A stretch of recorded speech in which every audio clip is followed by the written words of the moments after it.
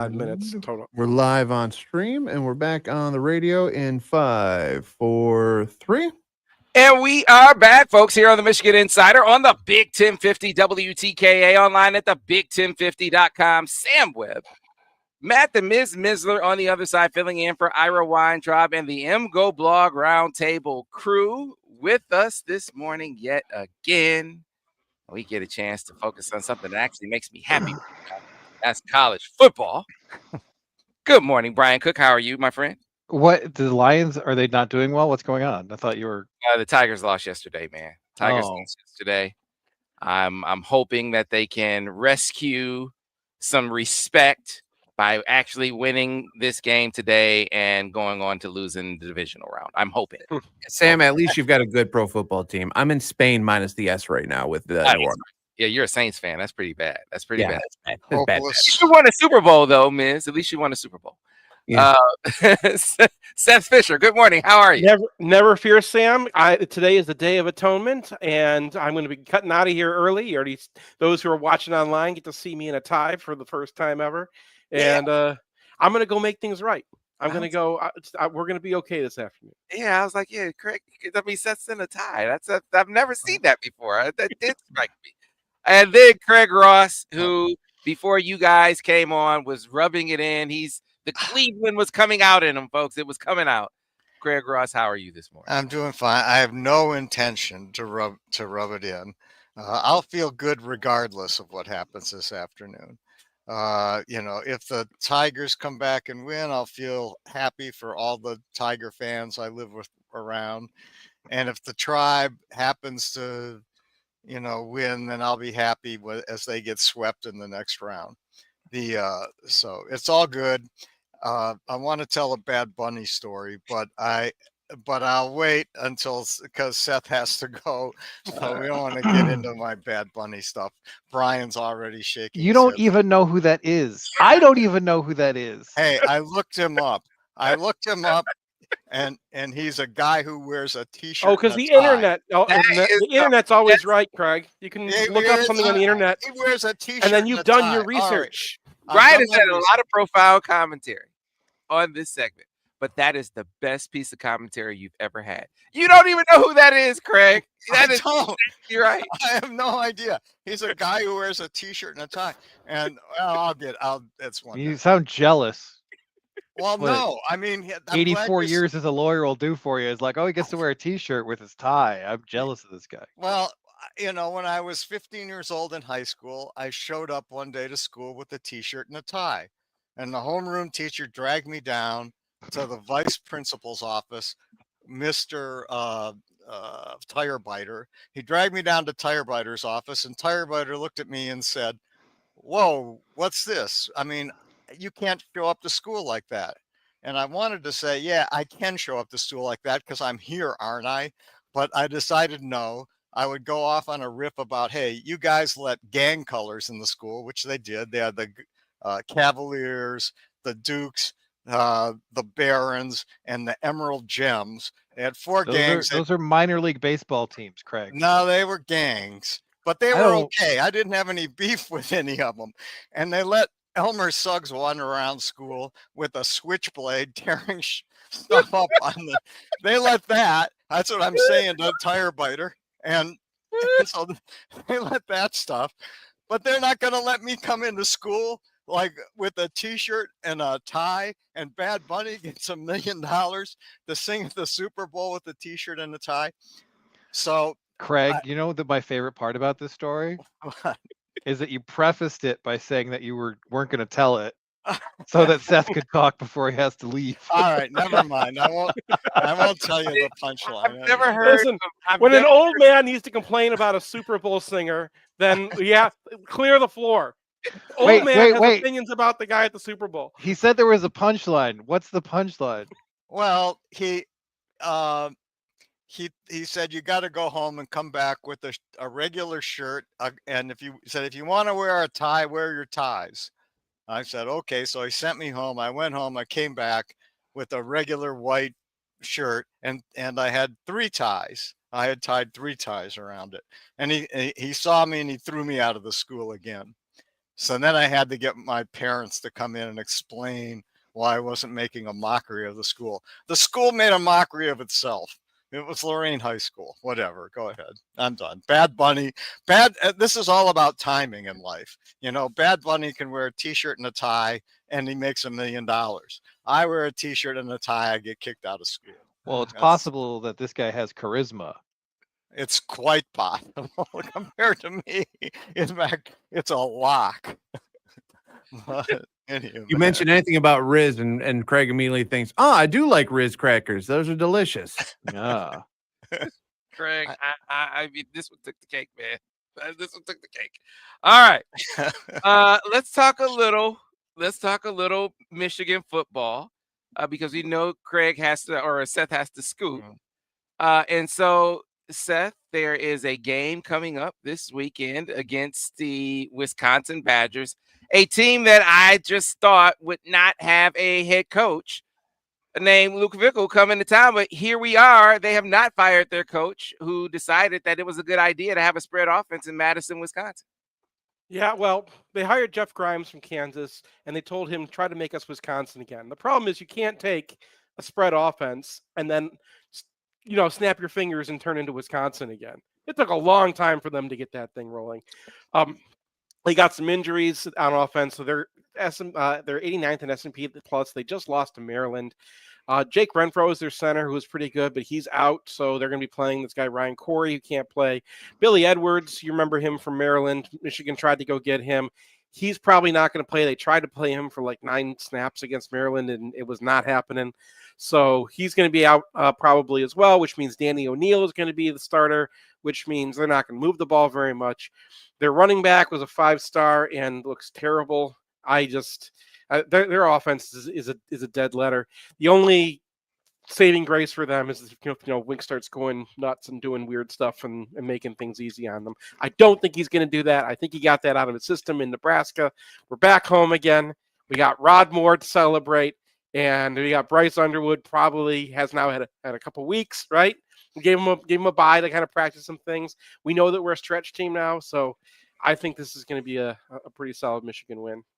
So it'll be interesting to see what they do in this game. I'll be interested to see if last week or a couple of weeks ago was an anomaly, or do we see in this game that it's more who they are talking about first defensively, as far as can they get pressure consistently with 4? They hadn't shown over the first few games that they could do that. If they can do that in this game, I think that will go a long way towards dialing back the aggression. The aggression of the calls. I think that'll go a long way towards doing that. Meanwhile, offensively, I think they'll have their way. I stopped short of calling them a stretch team. I think stretch is in their arsenal. But I think what I'm more interested in is seeing how they evolve as far as their passing game and who plays in it. I think we see some Andrew Marsh this week. I think after you saw some more drops in the game, increased competition, either you see some improvement from the guys who are playing, or you play some more of your young guys. I think it was just a matter of time on task for Andrew Marsh to get some experience in the scheme. And I think you just got to start playing your thoroughbreds, man. And so I'm expecting to see some more Andrew Marsh out there this week. So those are the couple of things I'm looking for. One thing that jumped out during Sharon's press conference is he talked about the opportunity scrimmages they have, and the first 2 names out of his mouth were Andrew Marsh and Jamar Browder. So clearly they've seen what the wide receiver position is offering, and other than McCulley, it's been a little dodgy. So I would expect to see Michigan alternate some guys there. And then the other person that I'm really hoping can get back on the field is Hogan Hansen. Yeah. So Hansen had that spectacular catch downfield against Central Michigan and looks the part of a tight end who can go get you 50, 60 targets if he's healthy for a season. So, I think Marsh he's a freshman and he's made a lot of mistakes. He has his holding calls. He's lined up wrong. He didn't look for the ball. He's a guy who I think will come along over the course of the year. But if I'm looking at one person on the roster who I feel can sort of step up Michigan's receiving game, it's probably Hansen. Whatever happened to Peyton O'Leary? By the way, he catches the ball. I mean, he doesn't drop it. I mean, by my recall. I mean, he's a guy, right? Like he's you're I gonna get the same out of Fred Moore. I'm not sure I agree with that because Fred Moore had an opportunity this year, Yeah. dropped, and Peyton Uh O'Leary huh. has reliable hands. Can he get open? I don't know. I don't know either. Bud Davis, who's posts these large statistical breakdowns, and I put this on the site yesterday. And one thing that really jumps out is that right now Michigan is really struggling against man coverage. So is Peyton O'Leary the guy who's going to help you against man coverage? Probably not. Like Peyton O'Leary sitting down against his zone, getting open on a scramble drill. Like, yeah, I think that's a viable option for him. But if Michigan's struggling against man coverage, a guy like Marsh is more likely to be helpful in that department than O'Leary. Agreed. And you got to figure out a way to bring those guys to competency because their athleticism is such that they can help you against in athletic. This is a test of athleticism. Can my guy beat your guy? That's what essentially what man coverage is. But you got to be able to get them on the field to be able to show that. I think they've been here long enough now to where you should be able to see that. I think with Marsh especially, I don't know as much. I don't know if we'll see Browder as much, but Marsh, I definitely expect to see. Another thing that I expect to see, finally do they get Zeke Berry and Caleb Anderson back? That will be huge for Michigan because they need their allotment of DBs before they head out to USC. USC might have fallen to Illinois, but it wasn't because their offense wasn't their passing game wasn't explosive. Michigan has got to get their DBs back and getting some lather before they head out to the land of Troy. So I think we'll see those guys this week too. What about two things, Seth, while we have you? One is Wisconsin, I believe, is number one in the country in run defense. Now, and they did only give up 70 yards, is my recall. I think that's around the right number to Alabama. So it wasn't like they piled this up against Middle Tennessee State. Does this give you any pause at all that this actually is a good run defense, or seemingly? They've got some guys up front. So Gerald Peterson's a strong side end. I like him. Xavier Suggs is their is a defensive tackle. He can penetrate. He can run you down. Ben Barton is their 330-pound nose. Those three guys. And then they got a Louisville transfer, Mason Riker, who's pretty decent too at the weak side end. So that front is pretty decent. Past that, now they got. If you remember Tackett Curtis from USC, like when Wisconsin's got to go get a linebacker from USC, they're not great. I think that Alabama got a lead and they were just trying to salt it away, and that's kind of been the story against Wisconsin. So it looks like they got a good run defense because there are long periods of the game where the other team is just running into stacked boxes and trying to kill the clock. That's their pass defense has been a lot worse than they were hoping. Exactly. Yeah. I mean, he had 5 incompletions the whole game. He threw for like 400 yards. Like if you could just throw on him at will, why would you do anything else? Yeah, and like the one guy they've got, I think, is Austin Brown, who just who's guy Michigan, I think, was trying to recruit too. But everybody else in that secondary is, I don't know, they're less than the Wisconsin normal. Let's put it that way. Who is the quarterback for Wisconsin this week? Do you have any guess? I mean, Billy Edwards is Danny O'Neal, San Diego State transfer. Yep. So Danny O'Neal is Nick Sheridan. Oh, great. He has no arm. He ran 18 times for -7 yards against Maryland. Now 6 of those were sacks, but it's Pop Gun City over there. And they brought in Billy Edwards, but Edwards has been hurt. He did play a series against Maryland, but was clearly still gimpy and not able to full go. Now they've had a bye week, so it's possible that he's going to be healthy, and that might change their offense a little bit. But the thing about them is they just can't run the ball. Like, they have this Dylan Jones guy, but he's just a guy, and their offensive line is not Wisconsin vintage. And as Ben mentioned, like they have completely abandoned their identity. Maryland's up 20-0 at half. Alabama throws for 13 yards an attempt. Like they won against Miami of Ohio it was 17-0, and they couldn't run against Miami of Ohio, 3.8 yards a carry against Miami of Ohio. Like, I mean, the question is not really like what is Wisconsin going to do against Michigan's run game. It's like, are they going to score? And I have my money on probably, but it won't be until the second half.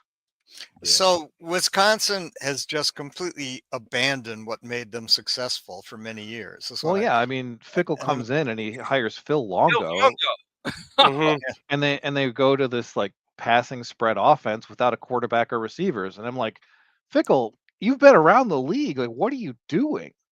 So, I mean, the only thing that's keeping and the 24/7 site for Wisconsin is reporting that they think that he's going to survive this year. And that's the only interesting thing about Wisconsin right now is that they are sort of a picture of what it's like to have a coach with a huge buyout in the aftermath of the House settlement, because his buyout is like 25 million, Yeah. which is a full year of revenue sharing. So are you better off as Wisconsin firing a guy and then spending a lot of money to get a new guy, and then I'm not sure what you're going to do with your revenue share. Like, is that going to impinge on your programs? Or are you just going to grit your teeth and see if this guy can turn it around? So, in most years, like 5 years ago, Fickle would already be fired. They would have left him on the tarmac after the Maryland game. But here it's like, well, I mean, they have a kind of a Hobson's choice where they don't have good options. Yep.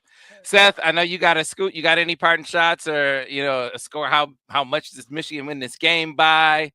Any interesting takeaways as you ready to? Yeah, I think Michigan's pass offense is actually going to come alive a little bit this week. I think they got some time to work on with Brights. I think that they've been keeping things kind of close to the vest. Even the Nebraska game, they weren't doing too much with him. And I think the plan all along was, let's see some more offense against Wisconsin. You're going to get man coverage, so you kind of know what you're going to practice against. That is the kind of thing you can really pick apart when you got a guy with an arm, as long as you can get some receivers open. They don't have to be open by that much, right? Get it downfield, get it to catch the ball. Andrew Marsh, make 2 big catches and 2 big mistakes, and I'll be happy. Like, that guy is the most freshman I've ever seen so far.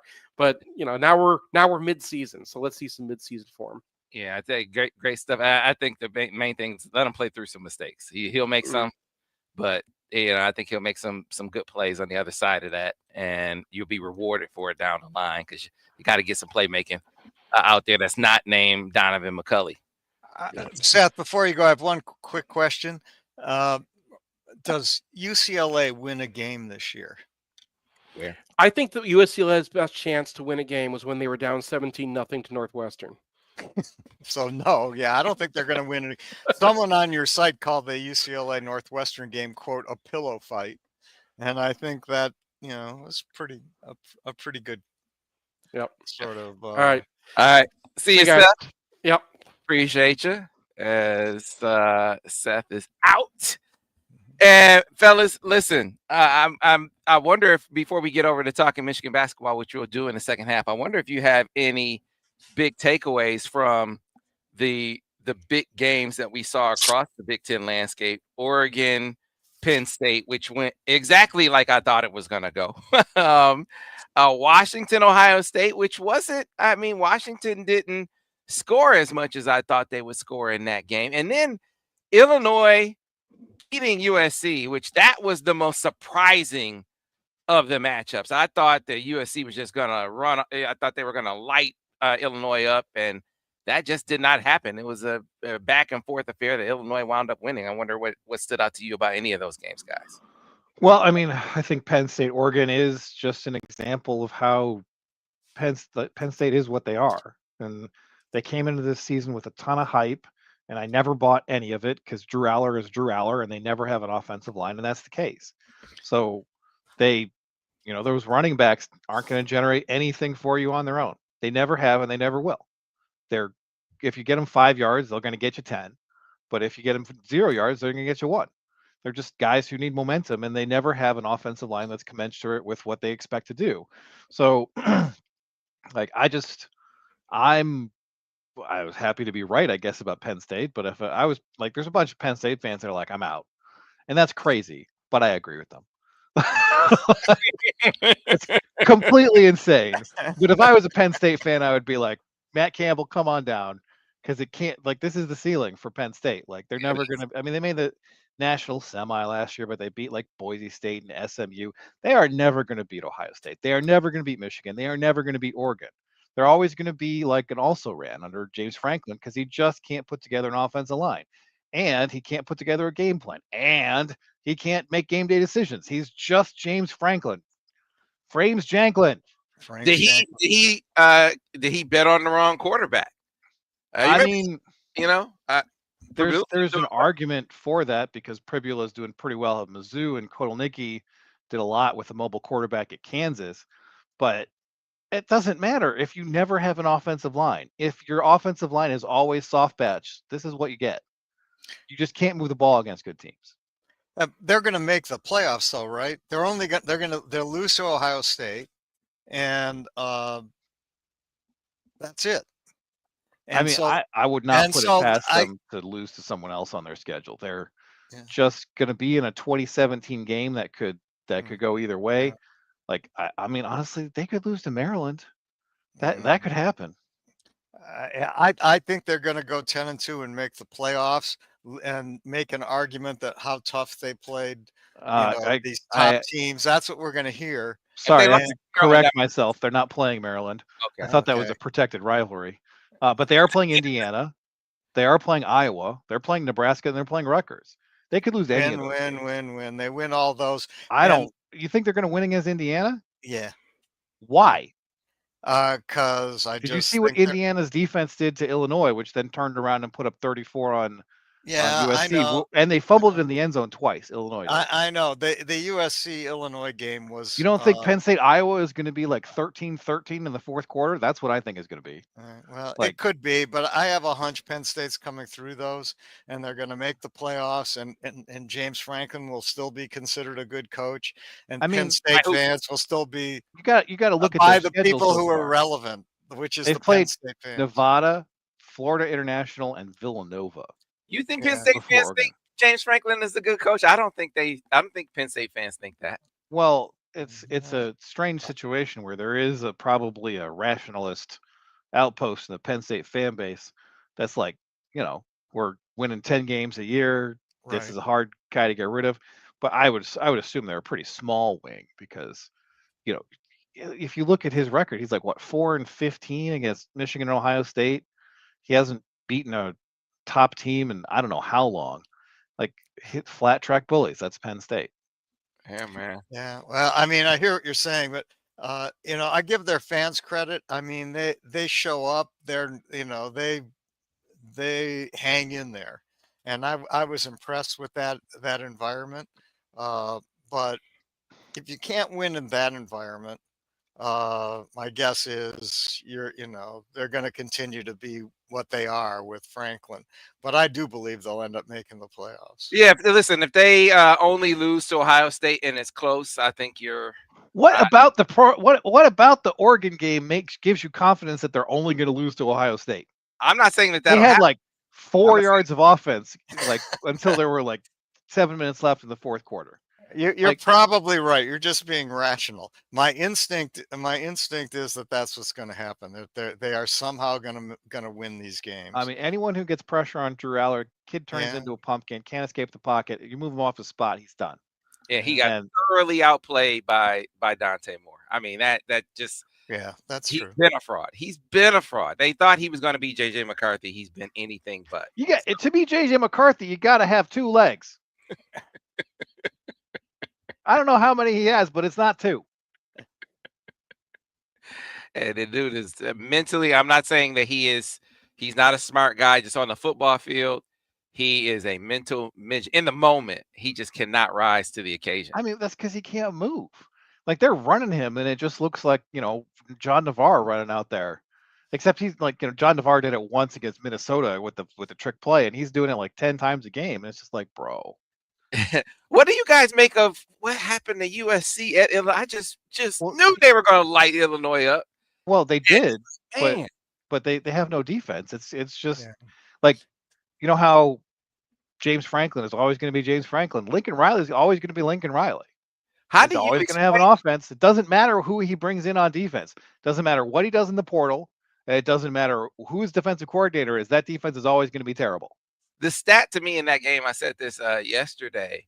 They enter that game leading the nation in sacks against the team who gave up 7 against Indiana, and they sacked him they sack Allmeyer one time. Well, and so they, Illinois puts up 34 points in that game, and they fumble into the end zone twice. Twice, yeah. Twice. They were on the 1 yard line, ready They to should have score. put up 50. Yeah, Illinois. That's correct. But then you've got Indiana going to Iowa, and they can't really move the ball there. I mean, that That's game. Iowa. Like that's what they do, right? Like they're going to get you in a rock fight. Yeah. So USC is soft. You can punch them on defense. You can run on them. Their pass rush is a bit of a paper tiger. Run the football. That was my biggest takeaway. You can absolutely run the football on them. Illinois ran the football on them. Once they were able to do that, everything else kind of fell into place because Illinois was having real problems protecting the quarterback, and they were fine against what was supposed to be a really good pass rush, and it wasn't against them. Now, can you cover USC is the question, because they can definitely they got some receivers across. Yeah, they'll put up points. There's no doubt about that. So, all right, we want to talk some basketball, so we will do that on the other side, folks. So hang with us, because this team looks like a squad, man. I'm curious how you guys feel about it. Media Day was a couple of days ago. We'll react and reflect. We'll return here on the Michigan Insider MGoBlog Roundtable, Big 1050 WTKA, online at thebig1050.com. Clear on the radio. So does Illinois play any of the top? Did they play Oregon, Ohio State? They got one. They have Ohio State next week. Okay, so they'll be 10-2 probably. Be a lot of 10-2 teams in the league. You're really jumping to a lot of conclusions there. I know I am. That's They have to go to Washington. To Washington. They play Maryland. They play Rutgers. Both of those are losable. Yeah. All right. So someone was asking what happened with Dante Moore. Matt Weiss happened with Dante. Was that right? Is that the deal? Matt Weiss. He was not he did not feel Matt Weiss at all. And then when it came time before Jim left, there was some interest in Michigan, but he kind of wanted Michigan to really kind of throw down the gauntlet and kind of go all out to get him. And that I think Jim was of the mind that he wasn't over how things went down when they recruited him initially. You remember they offered Dante in the 7th grade. They really prioritized him and for a long time. And when push came to shove, the kid was just not feeling Weiss to the point where he pushed Michigan to the left. And I don't think Jim ever got over that. So when he hit the portal, Michigan just was lukewarm in their pursuit. I don't know if it would have been different if Jim wasn't kind of looking, he was kind of looking at the Chargers at that time too. So I don't know if it would have been different if he were looking to stay. Maybe it would have been. I don't know. He's looked good. You know who else has looked really good to me has been CJ Carr. Yeah. I mean, he's another Matt Weiss thing. Yeah. Yeah. I mean, CJ Carr good. To me looks like a potential NFL quarterback. I mean, he's a nice player. I mean, he's better than I thought I would see. And Dante Moore has become what I thought we would see. Yeah. 3 years ago. So that dude was so clutch. I mean, that play he made for the touchdown at the end, kind of getting around the night Dennis Sutton and, throwing the pass that's Dante Moore. Yeah. Just clutch dude in that environment. So, and then Michigan has I think a guy with the same moxie and more talent in Bryce. Yeah, I hope that's true. I mean, there aren't a lot of freshman quarterbacks who compete at the level he's competed at already. Yeah. You know, and hopefully this will continue to get Yeah, get and better. that's what I tell myself. I say, you know, if they had gotten, let's say Jim had put all of that to the side and they had gone and really gone hard after Dante and gotten them, would Bryce had come? Would he have come if Dante were here? I don't know. I don't know if he would have. Yeah. So Brian, do you think it was a major mistake by Wisconsin to get rid of Paul Christ? No, I mean, it was a major mistake. I mean, Fickle looked like a good hire, but then he comes in and he's just like, I don't care about your program. I don't care what made you successful. Like they won't, like they always got those, corn-fed Wisconsin linemen and like the 350-pound backs, and like that's what made them successful. And there's a ceiling on that program. There's no question about that. Yeah. But there's no floor if you're just trying to be like everybody else. Coming back in about a minute. Yeah, that's just, you would think that Fickle would have learned from Chris, who bet the house. He bet the house, the farm. He bet everything on what's the quarterback? What was that guy? Graham Mertz. Yeah, Graham Mertz. He bet the program's identity on Mhm. him and lost his job for it. Well, Yeah. he just he wasn't a good coach, but that doesn't mean that you bring in the next guy and the next guy has to discard the stuff that you've done for 30 years. That's the only thing that's ever made your program good. Like before Alvarez came in, they were awful because they didn't have an identity. Like Minnesota has more of an identity than Wisconsin right now. Mm-hmm. All right. Coming back on the radio in a moment. Also, if people are listening on the radio, I am playing a prime example of Bad Bunny right now. Back on radio in 5, 4, 3. And we are back, folks, here on the Michigan Insider on the Big 1050 WTKA, online at the big1050.com. Before we get back to the MGoBlog Roundtable, I want to tell those of you who are in the market for a new vehicle, you should get on board with Brighton Ford. Go to BrightonFord.com, call 1-800-NEW-FORD to make it out to the lot at 8240 West Grand River Avenue in Brighton, Michigan. When you do, John Cuter and his crew will take great care of you with deals that can be beaten, deals like the one on the 2025 Ford F-150 XLT. Get into that award-winning pickup for $271 a month with $3,500 down, or $361 a month with $500 down. Or how about the 2025 Ford Escape?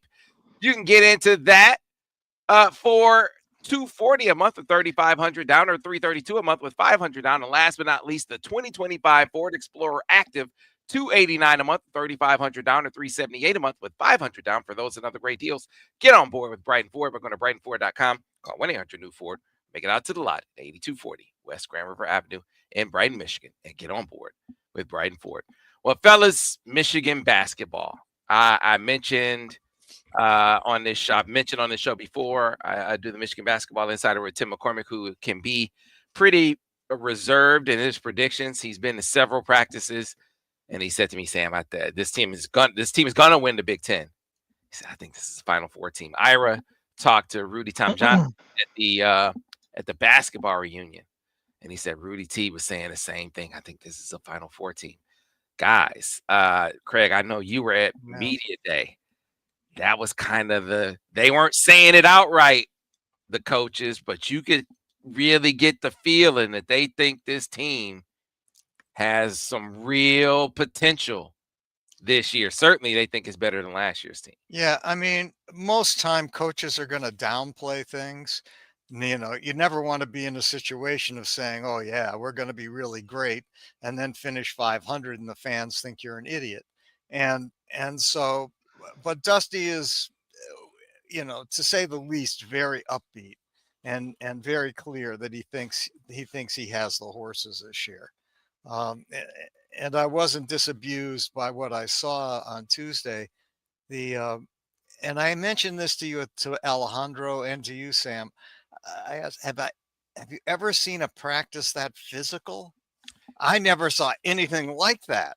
I mean, I never saw a basketball practice where they got the student managers out there whacking the players with as hard Yeah. as they can with whatever those things are they were whacking players with. I mean, Dusty's comments last year that, well, he knew the Big Ten was physical, but he didn't quite appreciate it. Well, he sure as heck appreciates it now, because I never saw anything. I've been to a lot of practices going back to the 70s, and I never saw anything like that. Yeah, I'm putting together. I was going through the videos and putting together all my my commentary to go along with the Mhm. video that I'm posting, and that was my biggest takeaway, Brian, is that the reaction, the adjustment to year one for Dusty May is we're gonna make sure we're ready for the physicality of the Big Ten, because they were beating the hell out. That this was a different practice in that there wasn't as much scrimmaging in the practice. There was more drill work, Yeah. but one of the drills was we're gonna beat the hell out of you. And I mean, scratching, clawing, beating the hell out of guys with pads. You got to show that you can rebound through that. You got to show that you can play through contact, dribble through it, the whole thing. It was a physical. It was a test of physicality, and that was not something we saw at any of the practices we were at last year. Well, I think he, it was a welcome to the Big Ten kind of year, especially in East Lansing, right? And so his whole off season was about getting guys who can rebound. Like Morez Johnson had, I think, a 17% offensive rebound rate. He wasn't playing in the scrimmage, but you have, Right. Ed Amara, who had pretty similar rate, and then you could bring in Lendenborg. Like, I don't think anyone's going to be taller or bigger than Michigan in the Big Ten this year, and then it's just about applying that to your rebounding numbers. But I watched this practice footage that your guys put up, and it looked. It's hard to tell exactly because you're playing each other, but it just looks like an enormous team, and they're going to have uh, a lot of options when there's matchup issues. Like I saw Lendeborg said that like he might play the 3 this year, and then he said, "I think I can guard a 2," and I'm like, "We're not going to find that out," but so Well, I mean, go they ahead. do switch, right? So and that Yes. is going to be an important part of his game. But if you just look at this year versus last year, you had very limited scoring options off the bench. You had to play Roddy Gale, even though he was shooting 9% from 3 in Big Ten play, and you didn't really have an option to go to other than him because Kason had his moments, but his on-off splits were terrible. And their backup center was the starting 4. Now the backup center is the backup center, and I think they're both going to get more than 20 minutes a game. There's going to be some like Twin Towers lineups. So your depth is always the most important at center. I loved the year where they had Wagner and Teskey online, and like if Yeah. one of them got in foul trouble, it was like, oh, who cares? We're just going to bring in the other guy, and that allows you to play more free, allows you to challenge more shots, go for more rebounds, and especially if you're going to play as up tempo as Michigan wants to play, that's really important because late in the year, like it was Vlad or nothing, and Vlad got gassed, right? So this is going to be a situation where you have Cadeau, who's great at generating shots most of the time, and you're going to have guys around him that are just going to make any missed shot a pretty good play. Like if he gets in the lane on pick and roll and just puts up a floater, usually floaters aren't a great shot. But if you have Mara sitting there, if you have Johnson sitting there and there's like a 50-50 chance you're getting the rebound, yeah, just put that bad boy up. Like the main thing I'm looking for statistically early in the year is what is Cadeau's turnover rate? Because a turnover on this team is a sin. Because anything you throw in the general direction of the backboard has a pretty good chance of being rebounded by Michigan. So he had a higher turnover rate than Danny Wolf did a year ago. And maybe that's Hubert Davis. Maybe that's his role on the team. Maybe he just got stuck with a lot of stuff. And maybe that's the fact that he was passing it to Van Allen Lubin, who's like a Vandy transfer and isn't 7'3" with freaky long arms, and isn't Morez Johnson, who could be an NBA guy who plays in the dunker spot, isn't Yaxel Lendenborg. So there's a lot of moving parts here. We only have 4 returning players, but I feel that you look at this and there's a couple of things that could derail the season. One is turnovers, and 2 is 3-point shooting. And other than that, I think that they're good. Like they're going to be great rebounders. They're going to be great defenders. Like the rim protection you get from Mara, and then the size in the lineup, and you have a very good point of attack defender in Cadeau. Like, it's really just, can they shoot and can they take care of the ball? Yeah, man. I guess media days are wrought with hyperbolic statements, right? But when it's a really good team and you have seasoned guys making statements, I tend to lean towards they're more substantive than hyperbolic. And so Elliot Cadeau said, "Hey, this is the most talented team I've been on." Said, this is different." Akeem, in talking about Adai Mara, he said, "Hey, Adai Mara is a more talented passer than Danny Wolf." And I said, "Wait a minute, man. do you want to adjust that statement? This is on camera. You're saying this." He said, "No." He said, "I love Danny. Danny's a pro, obviously, and he's really good." He said, "But Adai is really, really skilled with his passing." And no sooner than he said that, it's his practicing in the scrimmage, but he's back to he's in post up. He's in the post up, and he sees Will Cheddar on a basket cut, and the dude throws a pass over his shoulder in stride to Will Cheddar on a basket cut for a layup. Now, I think that's what he's talking about. Like, the dude just has really good vision. So I find myself, looking at all these strengths they have. It's what are the deficiencies that could trip them up? So Adai Mara, he is. I see why Mick Cronin, why he didn't really vibe with him, because in that physical drill he was getting tossed around, right? He was getting knocked around, and that's going to be a work in progress. But they go and get this, Malik Cordell guy, and Brian. I actually think that dude, he could give them some minutes. Like, let's say something happened where Merez is in some foul trouble, and you're in Big Ten play, and you're like, "Hey, man, Adai, he is in Michigan State or Purdue," and you're in one of those matchups where you're feeling like, "Oh man, it's getting a little thick down there physically." Adai is not your only option. I think this Cordell dude could actually be on the court for them. Before Brian gets into this, I came away with the same feeling. I mean, Dusty said that Cordell, when they recruited him strictly off tape, because I think when he went to Europe to see Cordell, he was sick or hurt or something, so he couldn't see him play, but they decided to take him anyway.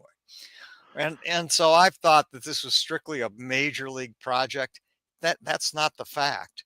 In fact, I said to Joyner, Justin, that, okay, this guy's a great athlete, but he doesn't have any basketball skills, right? He's coming out of team handball. And no, I couldn't have been more wrong. I mean, this guy is 7'2". He's almost as tall as Mara. And he's physical as all get out. And while, he ain't going to shoot threes or anything like that, but looks like he's got pretty good hands, and he knows what he's doing in the paint. I was stunned by this, Sam. I was surprised. I was surprised. Well, go ahead. All right. Go ahead. Okay. But this guy is a 10 fouls per 40 guy as a freshman, right? Like, I watched him play.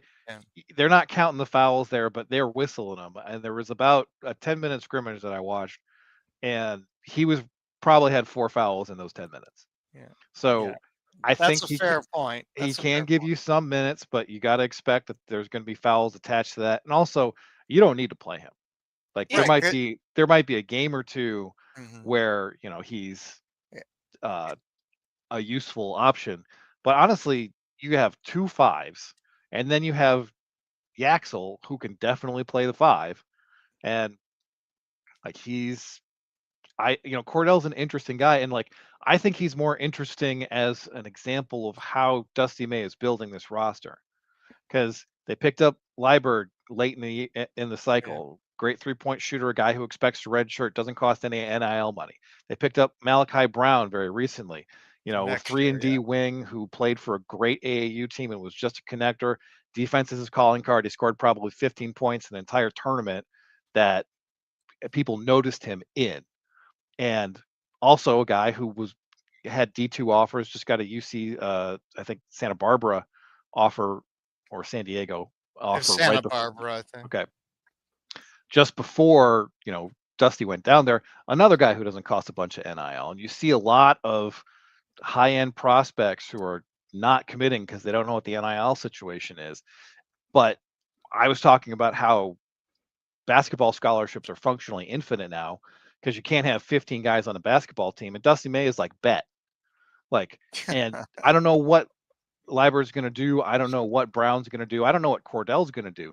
But I do know that Dusty May is buying lottery tickets. And I think that given his track record, He's underdeveloped. John L. Davis was unranked. Elijah Martin was unranked. Nick Boyd was unranked.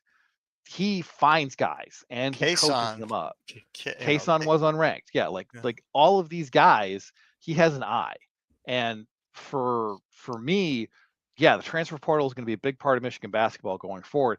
But also, you're going to have some of these guys are going to hit, and the opportunity cost here is basically zero. And I think the way he's putting together these rosters is incredibly smart. Yeah, man. Continuity. He wants top end talent, and he's doing both. Yeah, man. So you wonder if a guy is going to get to the big time and be big time. Like all I'm gonna do is recruit 5-star because I got a big time budget too. So I got profile and I got money. So that's all I'm gonna do is recruit those guys. And he's staying true to his roots.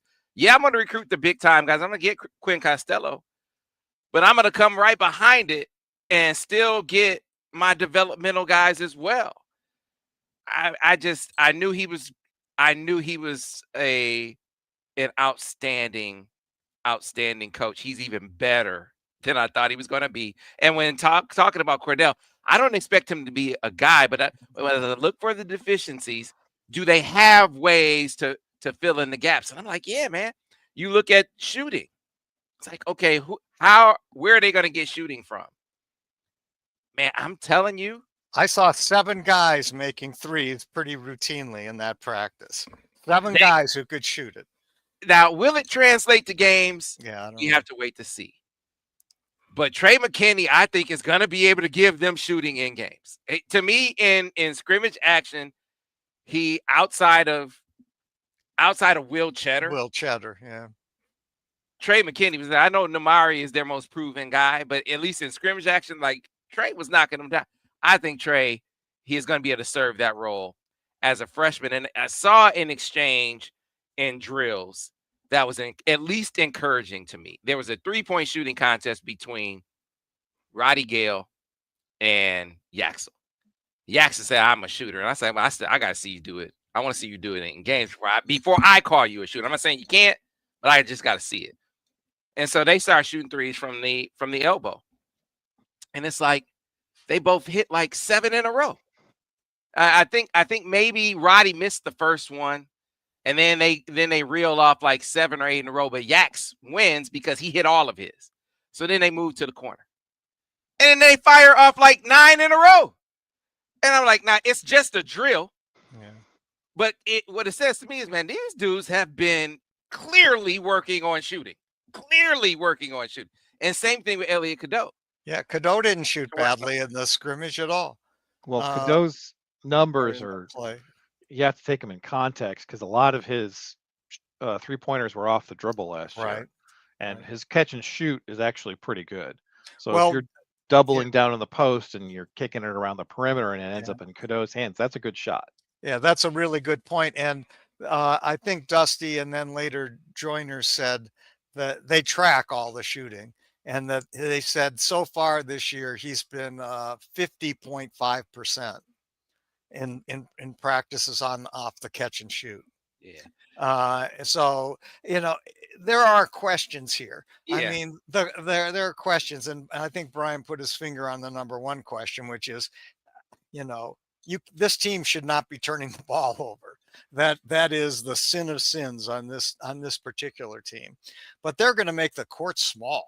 I mean, teams are going to come in and find the court to be very, very small, in my opinion. And they don't have to play a lot of drop, although they have to play some with Mara. But They don't have to play it with Merez, and they don't have to play it with their other big guys, Yaxel or whomever. They don't need it. And so the court's going to be small. They're going to be switching. They're going to be hedging. They'll be doing all of it.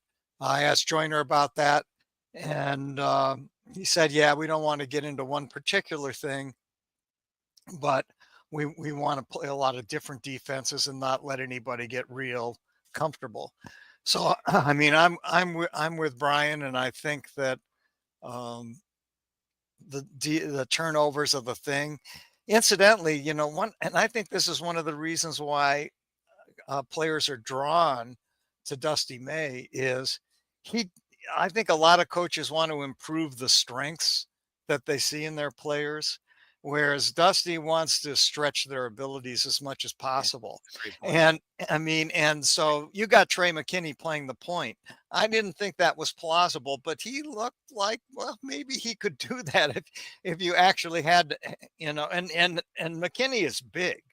I mean, he's not a thin guy. He's a football player type guy, playing basketball. And he looked like, well, maybe he could play the point. And he had a day outside shooting some. I mean, so he's stretching everybody's game. And I think that's part of his sales pitch when players come in. That's a great. I mean, point. did you feel that too? I absolutely feel that. I can't elaborate though because we're out of time. But we will pick up on it next week. We will also talk about the private equity maybe coming into the Big Ten. We'll dive into that next week. People were asking about that. So stay tuned. We'll get into that. But thanks for listening. Thanks for watching. And go Tigers. See you tomorrow here on the Michigan Insider on the Big 1050 WTK online at the Big1050.com.